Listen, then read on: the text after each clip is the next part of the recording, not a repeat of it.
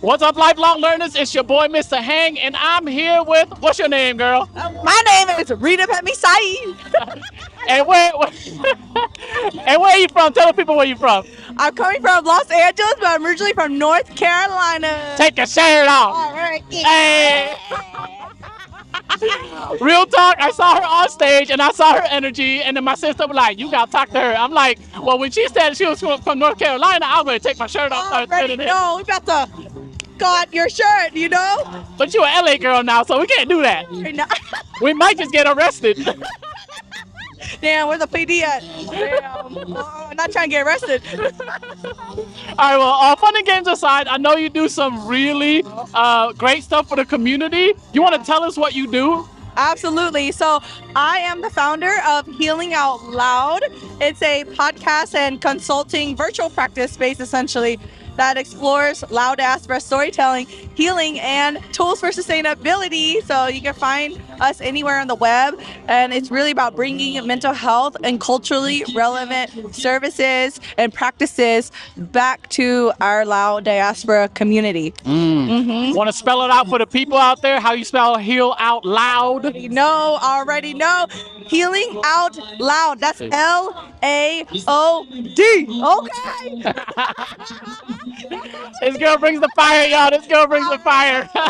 Don't ever forget. It's LAO'D. Okay. With the apostrophe sometimes. Just be careful, all right? All right. Okay? Don't So, wreck yourself. I gotta ask because, getting started is hard. So, what was your inspiration, your moment of, an epiphany where you're like, yo, my people needs this? Or people out there just needs it? Like, how'd you get that inspiration? Where did you get it from? Gosh. You know what? I think I got it from my own community members and really about the conversations I was having with the Lao diaspora in Los Angeles. I was meeting other amazing Lao peers that were doing amazing work. And, it was like the onset of a lot of us who are just talking about organizing. How do we lift our people up? And I realized that a lot of us have been through so much as children of refugees. Facts. Trauma, domestic violence, sexual violence, displacement, lack of sense of belonging, racism, you name it, we've been through it. And growing up as a child of refugees in the South particularly, I just saw that there were so many nuances in a lot of our stories. Some people grew up in Canada, some people grew up in France, some people grew up, in random places where you don't typically associate those places with the Asian diaspora it's at, maybe Ohio, and even where I grew up. So when I was learning about other people's story, I realized I'm like, we're healing when we talk about it. But the thing is, we think we're the only ones going through it because we've been so isolated, disenfranchised. Yep. And then when I realized that how much I was healing from hearing other people's story, and then coming into my practice as a mental health practitioner. So I have my master's in Asian America Studies, and I did also my master's in social work. I was like, how do I apply these skills and infuse them with storytelling? And then really that's that. And again, it couldn't have come without really going through my own practice of going to therapy myself, seeking coaching, and really talking to amazing leaders in the healing space where I was like, I got to do this, but now I got to bring it back to my community. So again, it took a lot of hard conversations with myself and really being the person that I needed growing up. And I wanted more people now to have access to those conversations. And the way that I thought of it was, wow, and I'll give a big shout out to my big sis Loa'd, because she was actually podcasting before me, but she had her own thing. But meeting her really shifted my perspective because she's like, why don't you start a podcast? Yeah. And I was like, I never thought of that. Because, you, as a child of refugees, you're not thinking one day I want to grow up and be a podcaster. It just landed in my lap. And when that happened, honestly, let me tell you the truth. It took about a year before I launched the first episode because of imposter syndrome. But once I did, I did not realize how much I needed it. Not only for the community, but I needed it. Yeah. And I'm glad that you brought it up because, we pretty much grew up the same way. Even though I'm Cambodian, I went through the same struggles. Yeah. Grew up in the hood. Our parents don't talk about feelings, bro. We don't. What is that? What the hell? We like, get out of here with those feelings. Do better. We survived the war. What you got here? That's what I'm You saying. ain't depressed? Look at the sun. food on the table. Yeah, exactly. Like, you think you went through some ish? Trying to eat leaves, trying to survive, running through mountains, climbing stuff, like going through rivers, like that's gonna swallow you alive. Like, try that. Try that for size. Right. You and your feelings don't count. See if go you to can work. be depressed if you go through that. Right? So that's how we grew up. You know, we grew up pretty very similar, even though I grew up in, you know, Stockton first. I mean, I started in Philly, then I moved to Stockton, and then I was in Long Beach. But the thing was always the same. Like, everywhere I went, I mean, parents didn't really teach their kids. Our generation, the 1.5 generations who like was we were born in one country, like in the refugee camp, came here to America, and we didn't have those types of conversation with our parents. And so now that we're older, we've gone through the school system, we've been educated. Now we're trying to bring that, like, even when I raise my daughter, I'm trying to teach her how to talk through her feelings. And I'm a man, so it's talking through my feelings weird, but I gotta do it because our children need it and our community need it. And I'm so glad you brought that up. Yeah, I mean, just thinking about you socialized as a man on top of that, you know, a Khmer man, right? You know, read by the, you know, dominant culture as an Asian. And then, you know, talking about your feelings is like, wow, like telling you to freaking, like, you know, go and practice dentistry on somebody or something. It's like, you don't even have the tools. Growing up, none. Like, you know, and our parents are literally out here trying to survive. And so it's like, if that wasn't part of your training, how do you all of a sudden just do it, right? And so that's what it takes, so much work. It's so much bravery to be like, you know what, I feel really sad, and I'm going to model to you that, you know, sometimes I'm not going to have good days. Yeah. I'm also not going to project that onto you, right? Yeah. Unfortunately, our parents didn't have those tools, those skills. They also didn't have anyone to lean on. They were like the first, and they're displaced. I imagine if we were in war right now and we were getting bombed like constantly, you know, every day, all day, and then having to flee, you know, to a different place and trying to speak like German or for real, we everywhere. No, we are. So, you know, I think it's amazing that you're doing what you're doing with your daughter to heal, you know, whatever it ends with us. That's what I wanted to create with Healing Out Loud, is that we don't have to suffer. We don't have to be tied to our suffering. You know, our parents went through what they went through, but we can find and do better because now we gotten the skills. We have access to a lot more mental health resources, such as Healing Out Loud, right? And we could change the conversation and detach ourselves from just being children of war. But now we're like filmmakers, we're entrepreneurs, we're content creators, we're more than our trauma. So I think that's like a huge point shift that I wanted so bad for our community, because I was tired of having the same conversation over and over. I was like, what else? You know, well, now that we know what we know, how can we learn and change? And that's what I try to do, because, you know, we didn't come this far just to come this far. Right.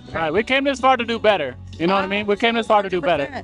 100%. And, you know, whether we know it or not, what we do is modeling to the younger generations facts. What is normal.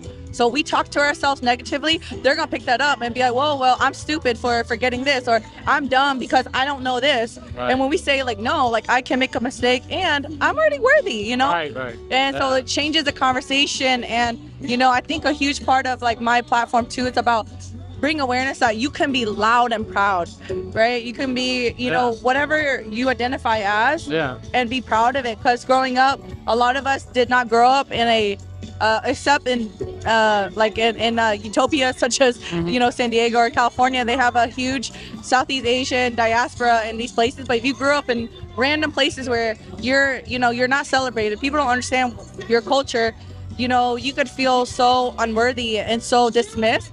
So part of me being able to create this platform is to have people recognize that it's your superpower to be loud. You're actually like so like, you know, like your story is so important and it matters so much that, you know, you don't have to wait for somebody to tell you that your story is valid. It already is. And I hope people continue to recognize that whatever it is, right? You can speak a little loud, you know, and not know a lot loud and still be loud, right? Yeah. You can know a lot loud and not like, you know, tamakung, right? And still be loud. Yeah. There's so much diversity in our community as well. Yeah. So want to recognize that. Yeah. Basically, like, own your identity, you know? I mean, like, to be honest, like, when I was younger, I watched all these Chinese movies. I don't know if you ever seen those. They dubbed in Khmer, and I'm like, oh, I look up to being Chinese. And I was like, I wish I was Chinese. turns out I am part Chinese. We all have I know, right? Part Chinese, right? So like, but then like when I got older, I realized, yo, I'm Cambodian. Like, I need to be proud of that. You know what I mean? Like, it's okay to be different. It's okay to be who you are. Like, that journey to finding yourself when you're in your teens and then getting into college and then being more proud of who you are. I'm like, I used to want to change my name to Timmy instead of Tuan. Yeah. And I'm like, no, I'm gonna be Tuan. Why? Because I'm Cambodian and I'm proud. You know what I'm saying? Yeah. Absolutely, you'd be convicted. Yeah. And that's one thing I really appreciate about my dad and the mom, that they really made sure that we knew that we were Lao. My mom's Isan. Yeah. But I would say like we had a very strong Lao influence. My dad was like, you know, you need to come home and you need Lao food, right? Don't be bringing no McDonald's back home. Right? So yeah, no, part of our healing is recognizing that no, you don't have to live under the guise of the white gaze anymore, or whatever dominant culture that, you know, we celebrate diversity. Diversity means that you bringing it your whole self to the table. You're not leaving who you are behind, whether it's your name, your, you know, like your language, your the food that you eat, right? Our food be, you know, to us, like other people, they say it's stinky, but for us, that shit is home. That shit, like, shit, try living the Mekong River, catching your own fish, that shit organic, okay?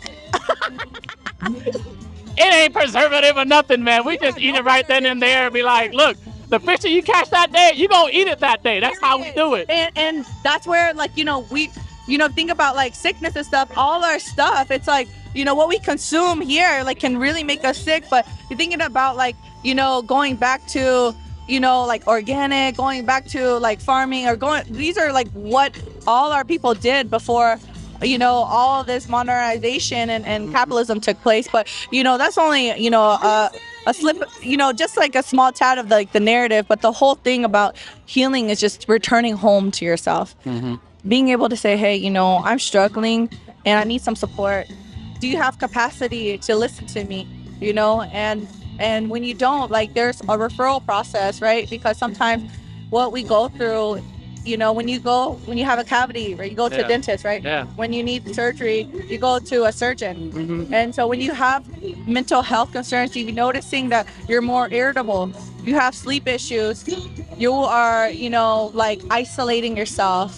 These are signs, these are symptoms of a larger, greater issue, whether it's, you know, the environment you're in, or, you know, sometimes it can impact us physiologically too, where, you know, your mom, you know, was in a domestic violence situation, and naturally that cortisol, the stress hormone, gets passed to the baby, and you might just be born with more anxiety. But, you know, you need to go to like a professional that has worked with, you know, specifically the community that you're a part of.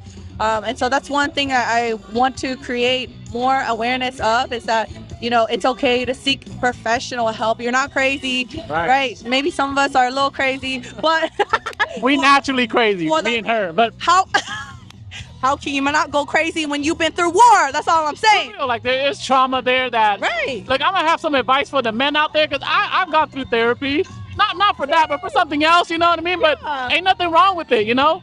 And for me, it was like learning how to communicate using different vocabulary, because sometimes when I say something is so demanding, it comes off like I'm a jerk, but I didn't mean to.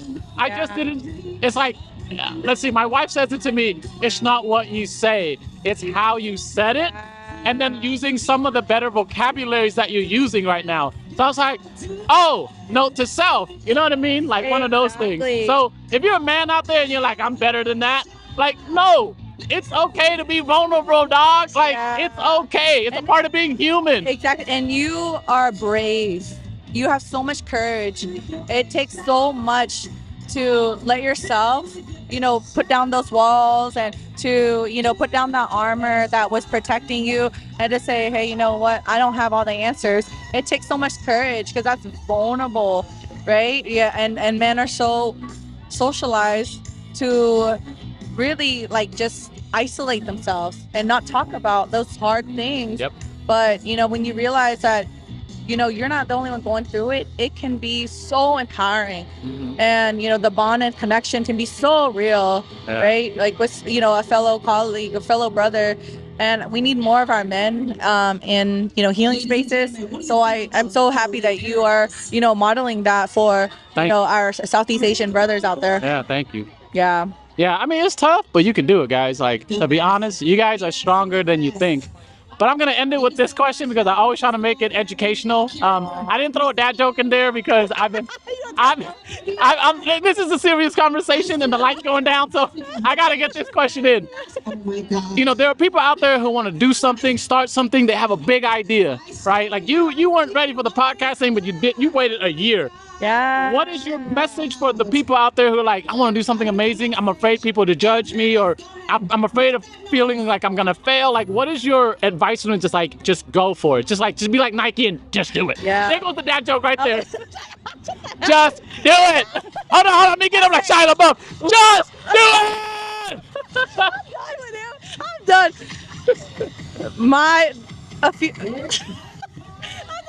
I had all this thing that built up, and what I was gonna say is like, what's your advice? But the reframe is that imagine all the people that you won't impact if you had not started your project. So think of failure by not by doing it, but if you didn't start the project. Right. So the advice is to, like you said, just do it. But honestly, when we think about it, it's take the first step. We're not trying to do 10 steps here. We're not trying to do 20 steps here. Literally, figure out for me, when I started the podcast, I literally had to Google, how do I start a podcast? And so I had no idea that people would actually relate. I had all this negative self-talk, and it happens because a lot of times it is vulnerable to put yourself out there, but separate yourself from your work. Say to yourself, I'm still worthy, and my work is separate than from who I am. Although I take pride in my work, that is not all of who I am. So these are some affirmations to start off, especially if you think that, oh, it doesn't matter. Like, well, if it didn't matter, then how did you have the idea in the first place? Of course it matters, right? Like, you never know until you start and you start having conversations, and then you realize that, wow, what you do, it can actually move and change people's course of life. And I'm not saying you have to freaking invent the next light bulb, but it's to just really, have perspective, give people perspective. And we need more Southeast Asian, Lao, Khmer, Hmong, Mien, Khmer, Thailand, all of our more minority group, really historically oppressed, especially indigenous groups. We need more of those stories out there. Yeah. So just take the first step. Mm-hmm. Don't think about the 10th step. Yeah. Take the first step. Do your research, right? Get a list of people that you can get good feedback from. Mm-hmm. That it's not just like, oh, this is great, right? But it's just like, hey, have you thought about this way? Have you thought about it that way, right? But people that are really just wanting you to succeed, surround yourself with those people, and then take the first step.